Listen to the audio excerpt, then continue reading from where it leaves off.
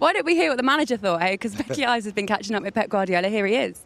You mentioned how hard it is to win a game in European football. Was that almost a prime example of what you meant in terms of the fact you can have majority possession, majority of the shots, and still have to come from behind?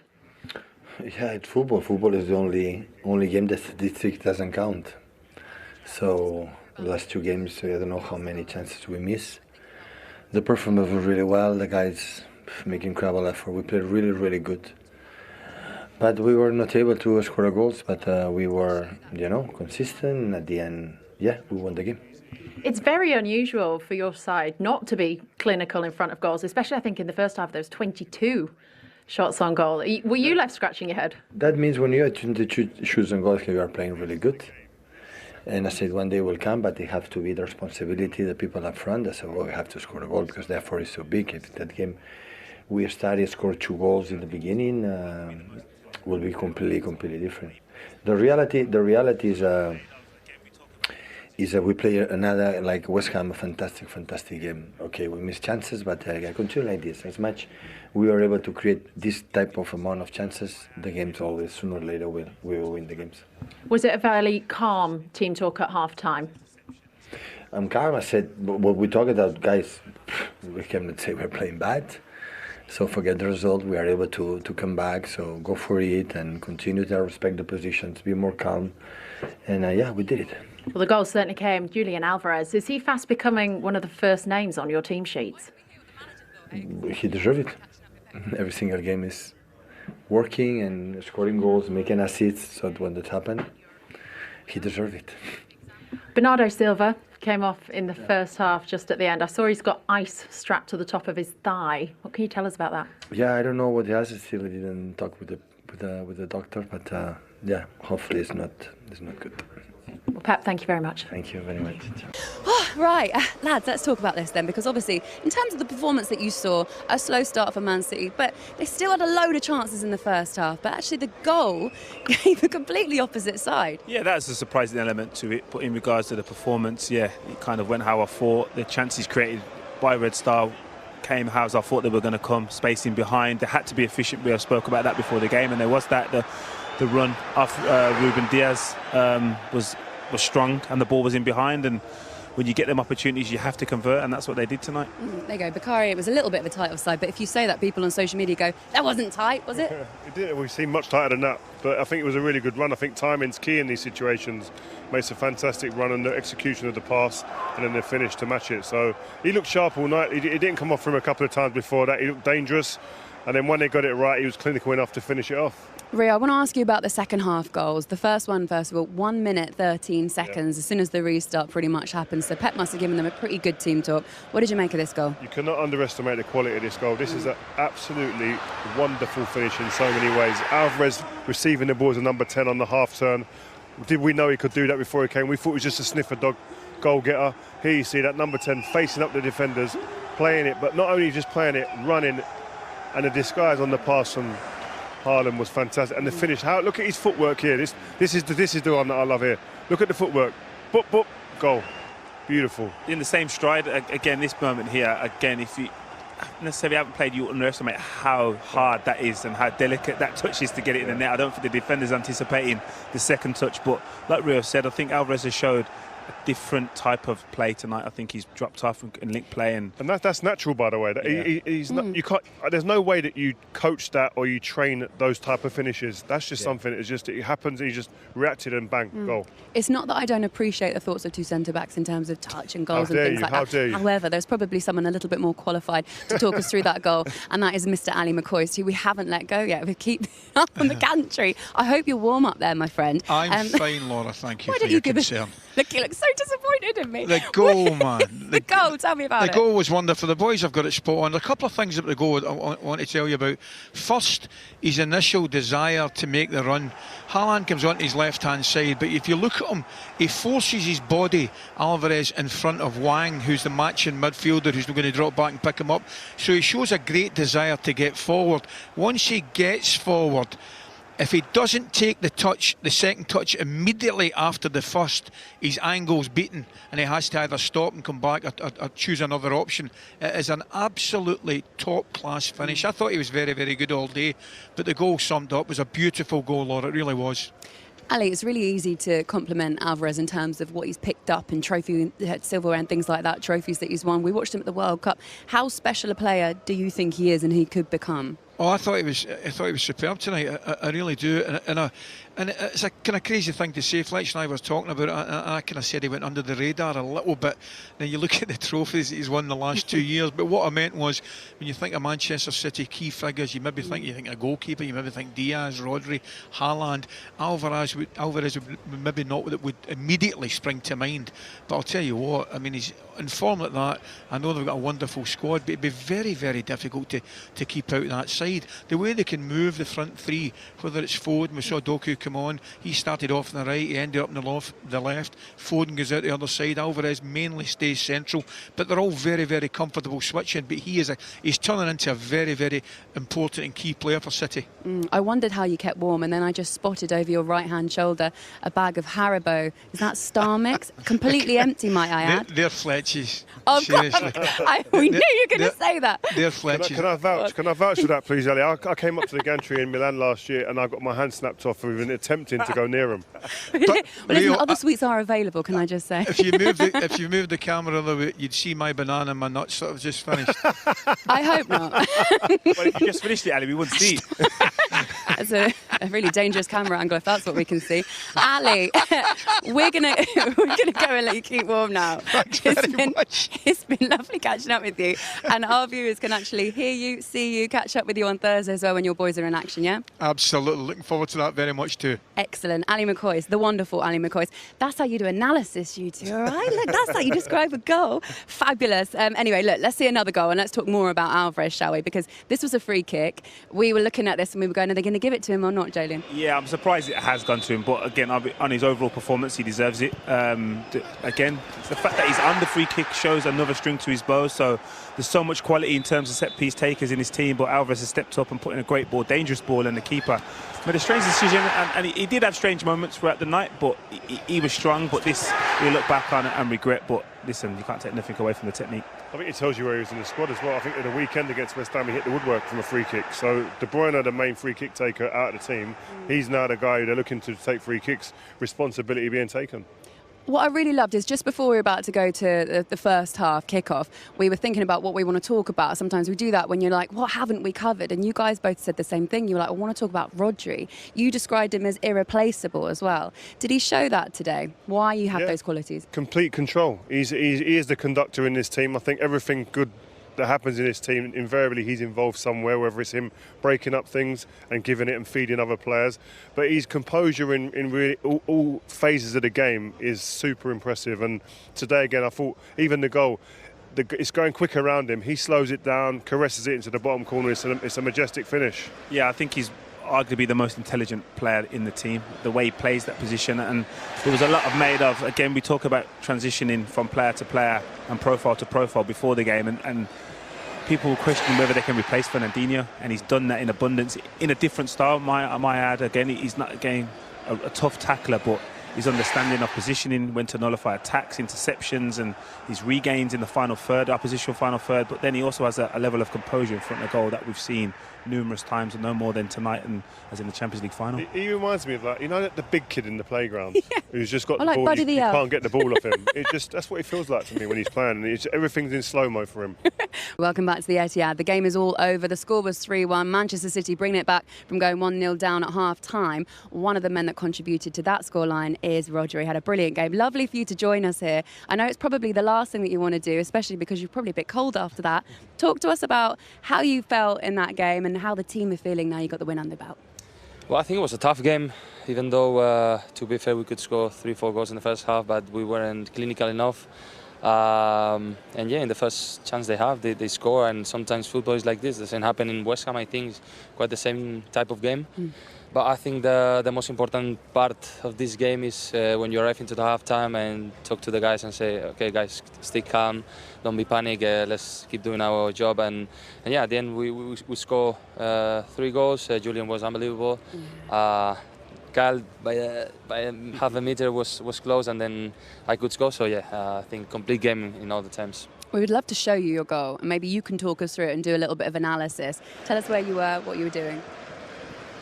Well, honestly, yeah, I saw in that moment, and I looked for the far corner. So yeah, sometimes you don't have to shoot strong. Just and I remember that Stefan in the halftime, he told me the keeper was paying attention of always in the air, and he wasn't down into the sides of the goal. So yeah, good advice.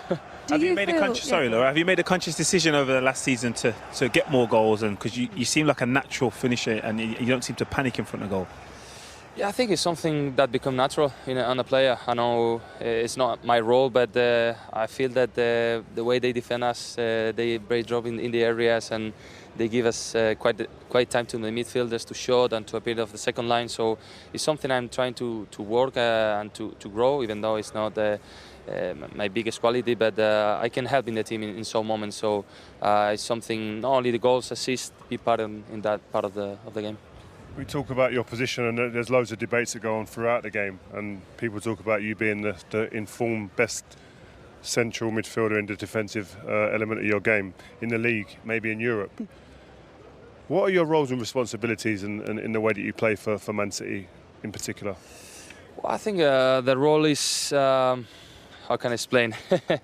It's a difficult role, of course. You have to learn by the years, but I'm really happy of the way I grow in this position. I'm not the same player for the first years, 100%, because you grow and you understand every year the position even better. But I think it's terms of being not moving, being always the safety pass, always the teammate can trust on a pass, being safe and knowing that the role. I think the most important part in a play is know the role you have to do in the team. And I think my biggest role is to avoid counterattacks, to make sure that the team is solid and in that last third, because we are a team that we used to attack, and so it's an important part of the game to recover the ball and keep attacking. I think that's my biggest role. We're always so impressed, and we spoke about this earlier on, about the way that Man City adapt, change, bring people in when you lose players that you think are irreplaceable, and then suddenly we see these incredible players that come in out of nowhere. You're smiling as I'm saying that. You've seen a few new players this season as well. How are they wrapped up into the team, and how do they learn so quickly, and how do you guys continue to get better? Well, I think it's we have a lot of tools to be fair in this club with the manager we have.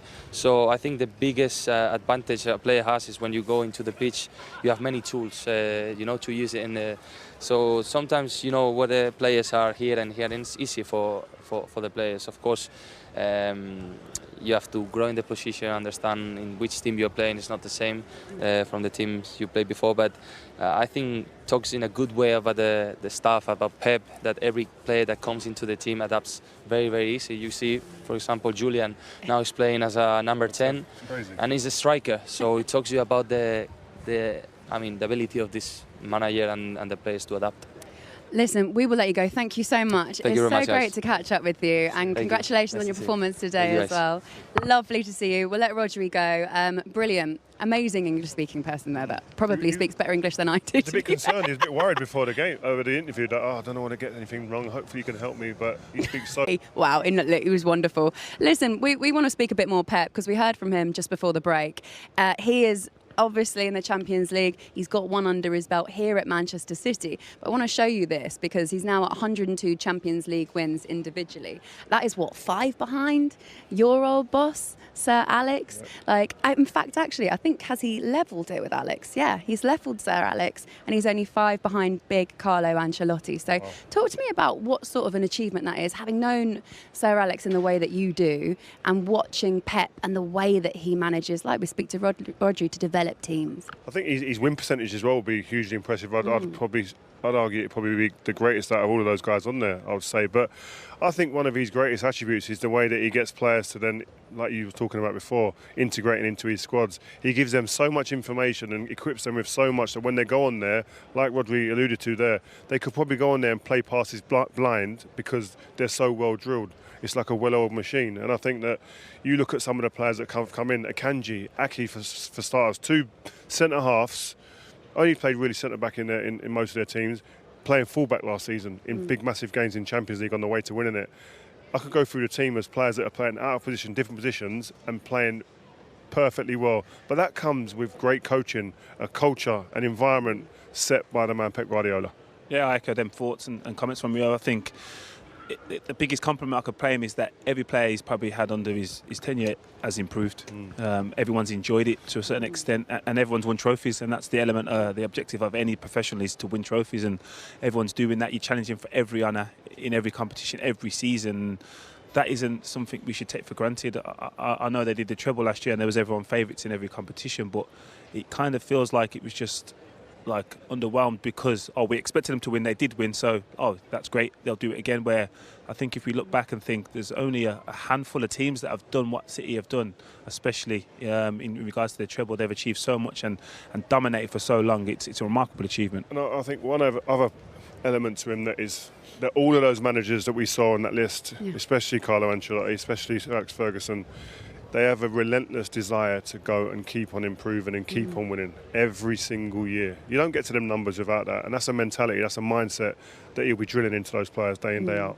City have got RB Leipzig next, which will not be easy. Perhaps they're toughest one in the group. And then tomorrow, we are going over to Bayern Munich and they're facing Manchester United. What sort of a challenge do you think that will be? Huge challenge for Manchester United. The squad is depleted, injuries all over the place. 3 more injuries, we're told this morning. Not in form. And Harry Kane and Bayern Munich seem like they're in the mood to kind of give us a run for our money. So it's going to be tough, I think, for Man United to get a result tomorrow. Yeah, again, I echo that. It's going to be tough. Bayern Munich knew what they needed in regards to recruitment this season. They got Harry Kane, who's a formidable goal scorer. So I'm sure he's going to want to stamp his place and his stature in their opportunities to win the competition this year. But yeah, Man United are in a tough and a difficult place at the moment, both mentally, confidence-wise, and they seem to don't have a lot of cohesion. But listen, it's Champions League. They're both prestige clubs in this competition, so it's going to be an entertaining game. Okay, excellent. You guys have been brilliant today. Did you enjoy it? Yeah, you weren't bad yourself. You've done all right. Oh, so was the Dave all right? Decent start, other than the Megs. Apart from the fact, by the way, it's really not fair and not very welcoming to nutmeg me in front of everybody here at the Etihad. I told him not to do it. You said do it. Oh, by the way, tell you what, we didn't tell you, which was quite amazing. Obviously, Edison had a really good little Cruyff turn today, which you probably would have seen and listened to the commentators as well. But this is the one that we showed you guys earlier on. This was the 95th minute, Lazio against Atletico in Rome. He scored the equaliser, Ivan Provedel for Lazio. This was out in Rome against Atletico Madrid. You get to see it on the Goal Show. Tell you a little bit about what's been happening here at the Etihad. I have some stats to read out to you. They probably won't shock you because we kind of thought it would be quite dominant for Man City. Maybe it's the scoreline that will shock you. So far, 79% possession for Manchester City, 22 attempts, 7 on target. This one as well, 41 touches in the opposition's box. No goals to show for that so far for Manchester City. For Red Star, 1 attempt, 2 touches in the opposition box and 1 goal. How are you feeling so far? No, listen, the game hasn't played out in terms of scoreline how I thought, but in terms of City dominating possession, creating loads of opportunities to score, yes, I expected that, and also I expected Red Star's opportunities to come the way they have. I am very surprised that they were able to go into the break 1-0, but listen, I'm sure City will score in the second half. Rio, let's have a look where the goal came from. Was the threat there? Yes, it was. We saw on a couple of occasions they looked dangerous on the counter, on the transition. We spoke about transitions and being brave and allowing bodies to go full. We see here earlier in the half, look at the amount of bodies they've got in their opposition box here, away from home against the champions of Europe. That's brave. And they've done this a couple of times. They had the opportunity. It didn't quite come off. Here, again, the ball goes up. And I think against City, when you get in these positions here, you've got to look forward immediately. They've done that here, played on the edge, and it's a fantastic finish. Yeah, exceptional finish there. Showed real composure. And it was something that was lacking in some of the opportunities early in the half, but this is an unconscious pass. It's kind of like when the ball falls in and around the mid-third, make you run because there is space behind, and when they've got in there, they've obviously executed a great finish. Look, it was checked for VAR, and it was really, really tight. We were trying to watch it. The commentators weren't sure either. It was as tight as they come. Yeah, and that's football, but we talk about playing on the edge and being brave. That's all you have to do is find margins. There you see it's very, very tight, but it's a fantastic run. The timing of the pass, perfect. Manchester City had their chances. They're going to rue it. If this game doesn't turn out to have any more goals, and I'm sure it probably will, they didn't take them when they were there, Julian. Yeah, this is probably the most surprising element of the half, is that they didn't score. There was multiple opportunities from various players in various ways, whether it's out wide, tight, intricate play here. That is the only element. I'm sure Red Star would have worked on being compact, but City have created some great opportunities, and I'm sure they were aware their keeper was going to have an outstanding night for them to get anything out of this game. But they can't be too disappointed. They've got to continue this, City. They're experienced enough to know that the opportunities are going to keep coming. They're going to have enough quality in this squad. They'll unlock it at some point. You expect someone like Haaland to finish them chances, but again, they're flooding the box. They're putting bodies in there. They're going to get chances, but they just got to become clinical. It's a great chance there for Phil Foden to really to put this game away from the opposition. But when you've got that many chances, you're going to miss a few. Stadium here in Manchester.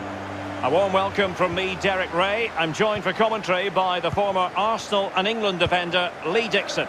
And no question, this ought to be a game that gets pulses racing. It is Manchester City, and they take on Accrington Stanley. Cheers, Derek. Yeah, really excited about this one. Looking forward to some entertaining end-to-end football. Is it going to be? Oh, a moment of pure class! Had to catch it perfectly, and didn't he just? Well, here's the replay, Derek. I love a ball into the box. You know that. It's a beauty. And from there, the soft cushion volley is an absolute dream. I love this goal.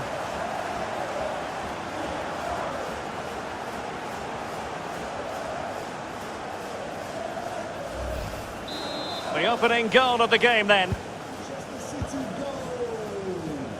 Number 26, MRBEAR. Charles. It is a decent looking attack here. Great challenge, he got nothing but ball.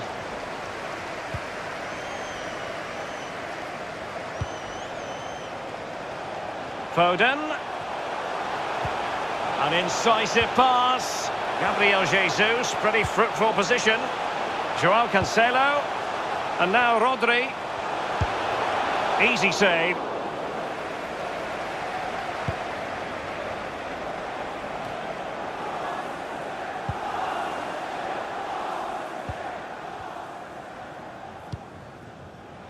Rodgers. Fruitful looking attack. And space for the cross. And they've won.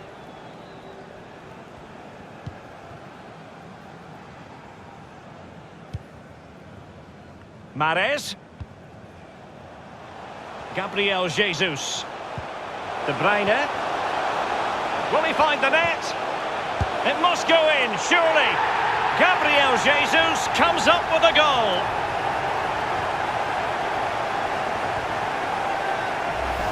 Well, here it is again. The through ball is perfectly timed. It causes havoc, and a 2v1 is never fair. To be honest with you, the keeper's got no chance to stop this. It's lovely football. Well, a second goal for them here.